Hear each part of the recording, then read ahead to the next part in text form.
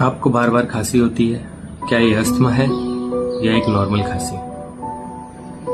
अगर आपको dust, perfume, धुआं, धूल, मिट्टी, इन सारी चीज़ों से सांस लेने में तकलीफ, खांसी होती है या छाती में जकड़न बनती है या छाती से सीटी ऐसी आवाजें आने लगती है, तो ये अस्थमा हो सकता है। इसे पता लगाने के लिए एक टेस्ट जिसको हम बोलते हैं स्पायरोमेट्री और पीएफटी, ये करा के आप अपने अस्थमा का पता लगा के अपना इलाज शुरू करा सकते हैं। इसे कराने के लिए अपने किसी भी नियर बाय पल्मोलॉजिस्ट से जाके संपर्क करें।